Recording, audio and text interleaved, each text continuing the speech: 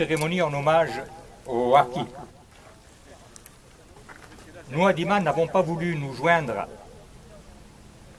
à cette cérémonie du 25 septembre, tout au moins sur hier, pour la bonne raison que nombre de cérémonies du 25 septembre pour les harkis sont commanditées par des maires de tendance gaulliste.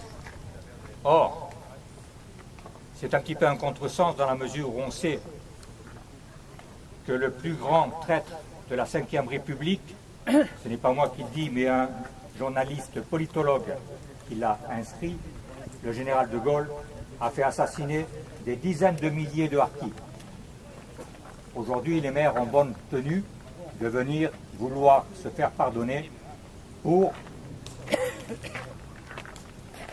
C'est coupé. Non, j'ai enlevé l'écho. Voilà. Les harkis, ces Français musulmans tels qu'on les appelait en Algérie, qui sont français non par le sang reçu, mais par le sang versé, à l'image de ces soldats de la Légion étrangère. On leur a jeté un os le 25 septembre, de la même manière qu'on a jeté un os aux Français d'Algérie le 5 décembre, date qui ne correspond strictement à rien. Il aurait peut-être mieux valu opter pour une date du 16 octobre, la date du 16 octobre étant le retour des cendres du soldat inconnu de la guerre d'Algérie. Nous, à Dima Drmaf, ne souhaitons pas côtoyer tous ces maires. Cet immonde personnage qui n'a pas hésité à emprisonner un maréchal de France, à assassiner des soldats valeureux, à abandonner à la vindicte des égorgeurs du FLN, dont les enfants sont aujourd'hui en France, des dizaines de milliers d'harkis, à cautionner le massacre de centaines de Français d'Oran le 5 juillet 1962. Quant à la gauche, porteuse de valises, elle n'a pas été en reste, traitant ses braves de collaborateurs et encensant leurs meurtriers. Le résultat de cet abandon fut l'assassinat de dizaines de milliers de confessions musulmanes, sous le regard parfois gêné de l'armée gaulliste l'arme au pied.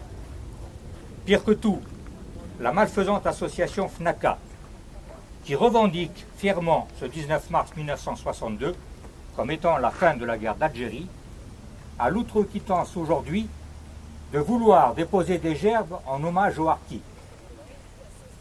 Excusez-moi, mais dans ce pays, la France, on n'a encore rien vu. Décidément, la trahison indiscutable d'un seul homme a beaucoup plus séduit que l'honneur de tous ces hommes qui ont défendu le drapeau tricolore. C'est la raison pour laquelle nous avons opté pour rendre hommage à nos ex-compagnons de combat et à leur chef, le Bachaga Boualam, en ce lieu et site exceptionnel. Bachaga signifiant caïd des services civils, c'est-à-dire le chef des 24 tribus arabes des Beni Boudouane, situées dans le massif de Loire-Senis.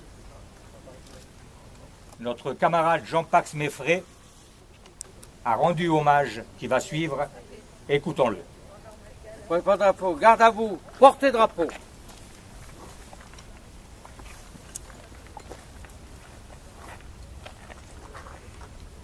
Fils d'une guerre dont les blessures sont toujours là, pas de drapeau posé sur le corps de cet homme, juste une photo de ses copains en uniforme, une vieille image qu'il a conservée toute sa vie comme un hommage à ceux qui sont morts dans l'oubli. C'est une histoire qu'on ne raconte pas tous les jours. Elle fait partie des grands silences qui entachent l'histoire de France. C'est une histoire qu'on ne raconte pas tous les jours. Ce chant berbère, c'est pas seulement un chant d'amour.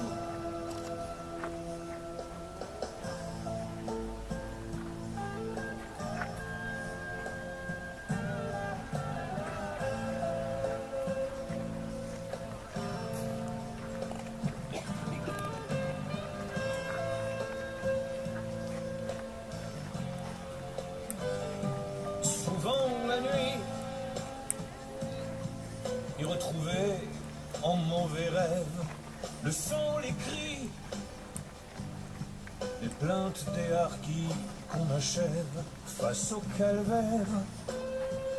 Les soldats restaient, l'arme aux pieds, l'ordre était clair. Il ne fallait pas les sauver, c'est une histoire qu'on ne raconte pas tous les jours. Elle dénonce les grandes souffrances de ceux qui ont choisi la France. C'est une histoire qu'on ne raconte pas tous les jours. Ce chant berbère, c'est pas seulement un chant d'amour. Le cessez-le-feu du 19 mars 1962 n'a pas fait cesser le sang. Dans les semaines qui ont suivi les accords d'Évian, des dizaines de milliers d'Algériens qui avaient fait confiance à la France furent désarmés par les troupes et livrés à leurs bourreaux, victimes des pires tortures, traînés de douar en douar, condamnés à la mort lente dans les djebels de la tourmente. Sur les 200 000 hommes engagés aux côtés des unités régulières de l'armée française, seulement 40 000 d'entre eux purent rentrer en France avec leurs familles, souvent grâce à des initiatives personnelles d'officiers français qui avaient enfreint les ordres. Ces rescapés furent parqués avec femmes et enfants dans des baraquements sordides, des camps grillagés de barbelés. Certains y sont encore. Et cette histoire qu'on ne raconte pas tous les jours, elle demande la reconnaissance de ceux qui ont cru en la France, une façon de saluer cette bravoure. Ce chant berbère, faut qu'il ne soit qu'un chant d'amour.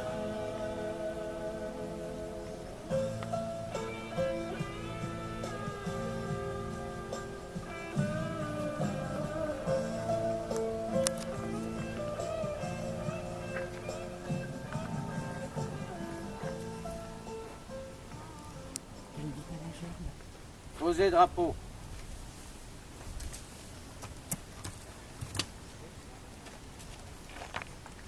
Je pense que vous avez retenu les paroles de cette chanson qui est émouvante et qui en 4 minutes retrace tous les événements et tout ce qu'ont vécu les harkis. Faut-il rappeler également le parcours de cet homme exceptionnel que fut le Bachaga Boualam. Son père, son grand-père proche d'Abdelkader, s'était rangé aux côtés de la France et aucun des deux ne l'a trahi. Saïd Boualam suivit le même parcours. Les enfants de troupe, puis la campagne 39-40 en tant que soldat, puis officier. Il devient capitaine au 1er régiment de tirailleurs algériens. Il est nommé caïd, puis Bachaga dans le fief familial des Beni Boudouane, ces guerriers dont nombreux participèrent aux campagnes d'Italie, de France, d'Allemagne, d'Indochine.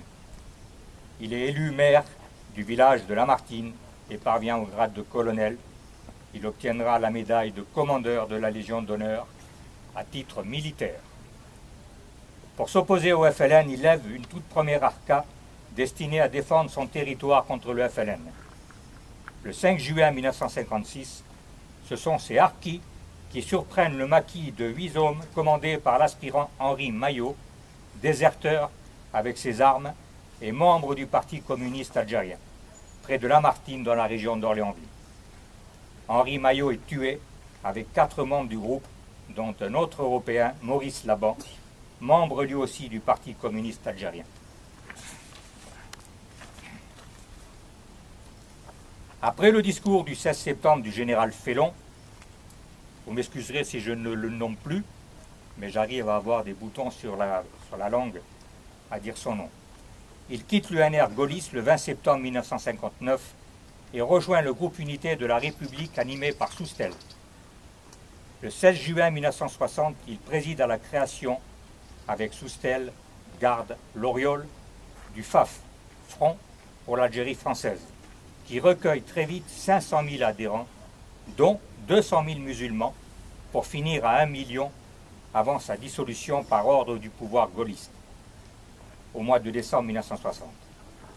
Il est élu alors député d'Orléansville et devient vice-président de l'Assemblée nationale de 1958 à 1962.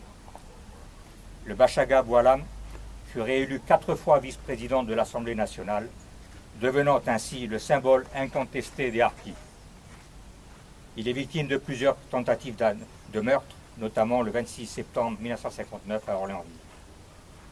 Durant les combats contre le FLN, il perd 17 membres de sa famille, dont Abdelkader, un de ses fils.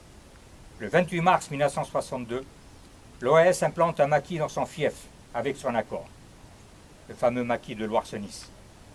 Le Bachaga soutient l'initiative et délègue un de ses fils avec les résistants patriotes de l'OAS. Le 29 mars 1962, il lance à la radio pirate de l'OAS un appel à se joindre au maquis.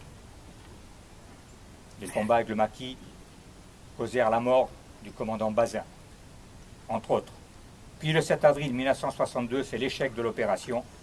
Il négocie alors avec les gaullistes l'évacuation de 200 de ses proches sur le mas Tibère, dans les Bouches-du-Rhône, où il s'installe dès le 18 mai 1962.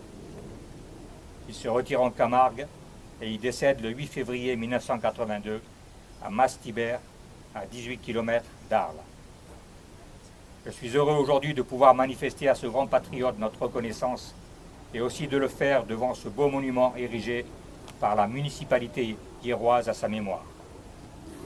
Mais l'on pourrait s'interroger, comment se fait-il qu'aucun signe public d'hommage soit rendu ici à ce grand Français?